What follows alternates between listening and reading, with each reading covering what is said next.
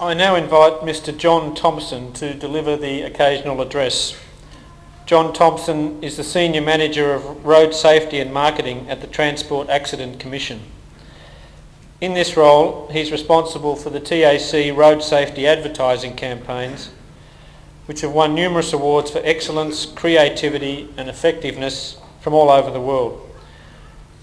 John holds a BA in Sociology and Communications, postgraduate in Marketing and a Master of Business in Marketing, all from Victoria University.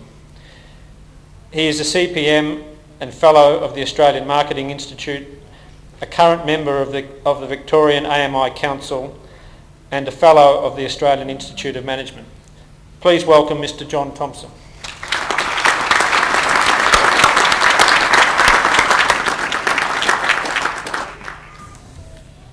Almost there, people. I knew Paul, or Dr. Whitelaw, and I think Dr. Winchester is here. I knew them when they were Max and Paul, so congratulations, gentlemen. You've set a high benchmark. 3 months ago, when Ros Casey called and asked if I would be willing to speak at this ceremony, I was quite humbled and jumped at the opportunity. What an honour, I thought. But excitement quickly turned to horror when I thought of, what am I going to say? I called my wife Sonia, who is here, and my mother. Both were very excited. After all, they, along with my late father, had been very supportive of my education and career. Both asked, what are you going to talk about? It was a toss-up between a series of quotes sourced from the great knowledge bank and friend of the undergraduate, Google, or a Grandpa Simpson-style personal story. Google delivered some great quotes and some inappropriate ones. I'm happy to share them later, or you can find them at graduation quotes under a search. However, I've chosen a personal story today, and so it begins with my parents. They wanted for my siblings and I what had eluded them in their lives, a good education. They understood the value and cherished the fact that their children would get the opportunity, even if we didn't understand why or even appreciate it. You see, they came from a different time. In the early 40s, my father had started work at 14, stacking timber. His father before him had escaped industrial England and joined the army for a challenge, landing at Gallipoli as a 16-year-old. And my mother, 15 as a stenographer. From a young age, they learnt their position in life. They valued hard work and its rewards. They understood what opportunity education could provide. However, they had seen it from afar. They instilled in me a desire and a need that ensured I would achieve, because they knew an education was the opportunity my generation required, an opportunity that was out of their reach.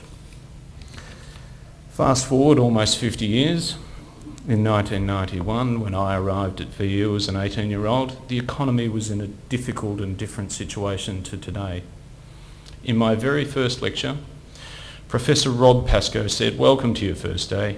Many of you won't see out the year, let alone graduate, and for those of you who do, getting a job will be difficult and will likely require you to relocate interstate or overseas."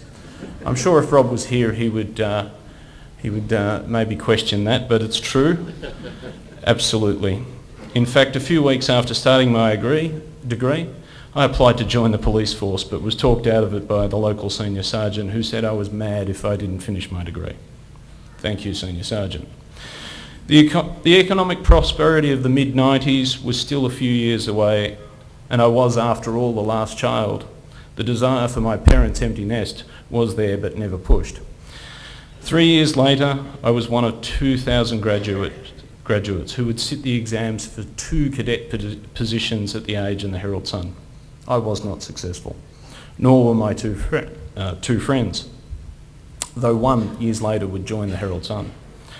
A further 1,200 applied for 10 graduate roles with the Oil, Gas and Fuel Corporation, and this time round, with the skills I had learnt and the networks created at Vic Uni, I landed a role in PR and marketing. My undergraduate degree was like a visa stamp in my career passport. and as it said on the Victorian number plates at the time, I was part of Victoria on the move. However, on graduation day 23 May 1994, only 2 months after starting my first job in my professional job, I was still the only graduate from my class to be in full-time employment. The unemployment rate was 10%, more than double what it is today. We celebrated hard that night, and I'm sure you will all too, at the Redback Hotel, long since demolished.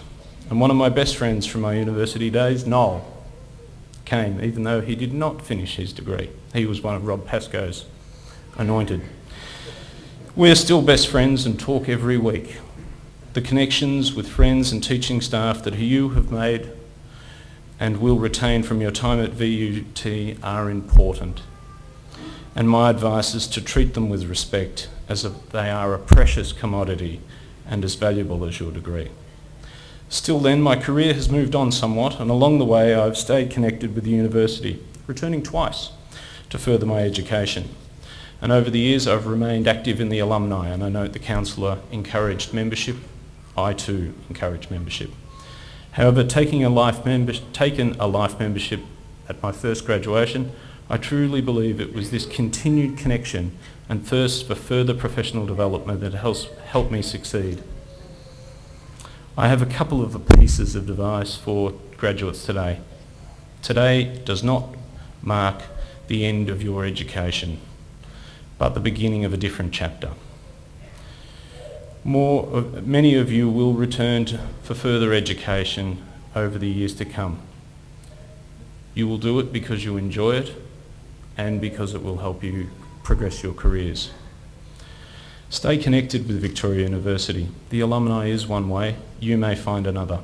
Stay connected with your fellow graduates and teachers. They are the basis of your future network, and you will need them as they will need you. Take lots of photos today, particularly with your family and friends. I have 2 photos on display in my house from my graduation. One includes my wife and my parents, and the other a respected teacher and a respected friend. They are, after all, the supporters and the people who keep me grounded. And one last thought, and it's for all the parents who have played such a major role in getting you here on this great occasion, and it's a quote from my father. He wrote on the back of his ticket to my first graduation, "Dear son, treasure this degree. It's the only thing that will tell you you are smarter than your father, Dad."